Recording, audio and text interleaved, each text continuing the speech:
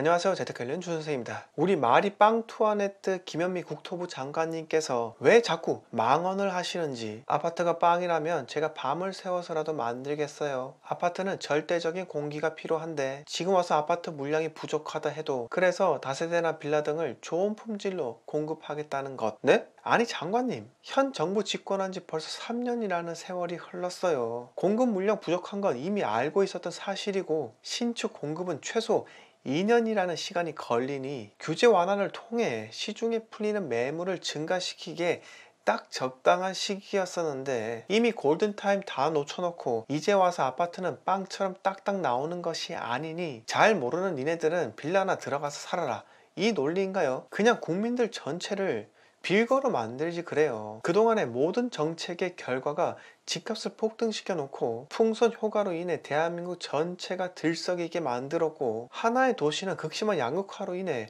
도시 전체가 몸살을 앓고 있고 그냥 그대로 살 수 있었을 전세 세입자마저 진짜인지 거짓 사유인지도 모르지만은 집주인들이 들어간다며 세입자들을 내쫓고 있고, 그동안 국민들은 이게 나라냐 라고 하며 분통을 터뜨리고 있는데, 그리고 매번 나오는 대책마다 대출 규제 강화가 꼭 들어가는데 공시지가 1억이야 아파트가 취득세 중과 면제라고 하자 다주택자들이 싹 쓸어가면서 서민주택마저 급등을 하는 현실, 국민들이 처한 현실 아시긴 아시나요? 제가 여러 번 말씀드리지만은 지금 양도소득세 감면을 통해 다주택자들의 수익 실현을 적극적으로 이끌어내야 할 시기입니다. 규제를 조여봤자 그들은 그냥 버티는 것이기 때문에 어차피 임대사업자 말소는 자발적이 아니면은 그냥 끝까지 기간 끝날 때까지 유지되는 것인데, 그들까지만 투자로 돈 번 것은 깔끔하게 인정하고 넘어가자는 겁니다. 지금부터라도 잘하면 되지, 아니 왜 일부 사람들이 돈을 버는 것을 절대로 용납할 수 없다 라는 전제하에서 정책을 펼치고 있는 것인지, 그러니 그동안의 수십 번의 정책들이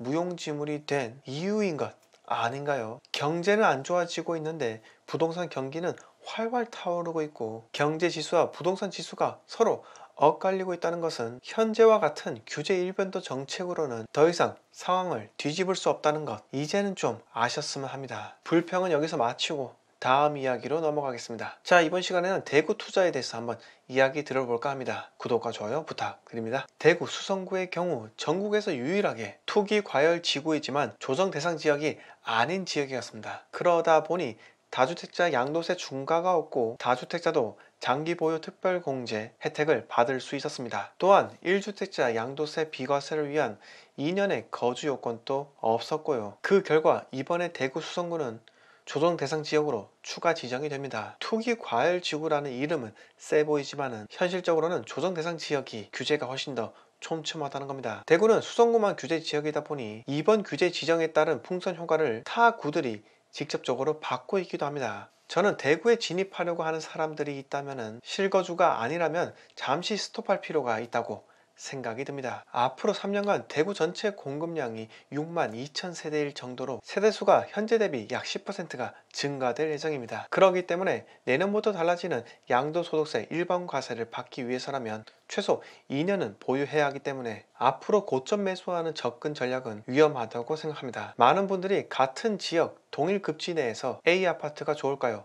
B 아파트가 좋을까요? 이러시는데 저는 이 논쟁은 별로 의미가 없다고 생각합니다. 중요한 것은 투자금이 얼마나 들어가는가, 이 점만 고려하면 된다고 생각하는 제 이유는 부동산 투자는 특정 아파트에 투자하는 것이 아니라 특정 지역에 투자하는 것이라는 거시적 관점에서 바라보아야 한다고 생각하기 때문입니다. 상승장에 접어들면 그 지역의 대장 아파트가 먼저 치고 나가면서 처음에는 대장 아파트 소유자들이 환호성을 지르면서 대장 아파트를 매수하지 못한 사람들을 무시하는 경향이 있기도 한데, 그런데 부동산은 지금까지 최소 1년, 앞으로는 최소 2년을 보유해야 하는 장기 투자 방식으로 가져가야 하기 때문에 대장을 잡지 못하더라도 한 지역의 상승률은 비슷비슷하다는 점, 그러기에 1등을 잡지 못했으면 2등을 잡으면 되고 2등을 잡지 못했으면 3등을 잡으면 된다는 겁니다. 단 나홀 아파트나 빌라 같은 것은 절대 안 됩니다. 저는 공급량이 많아지면 제 아무리 매력적이라도 매수 리스트에서 제외를 해야 한다고 생각합니다. 그러기에 대구와 부산은 최소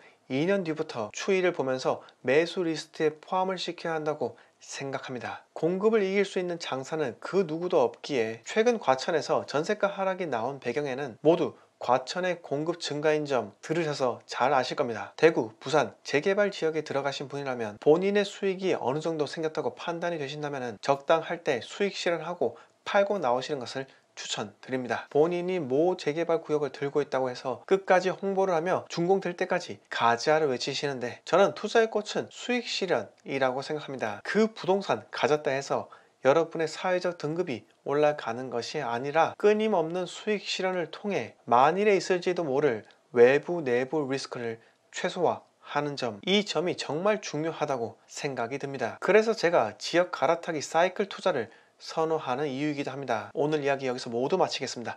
영상 마음에 드셨으면 구독과 좋아요 부탁드립니다.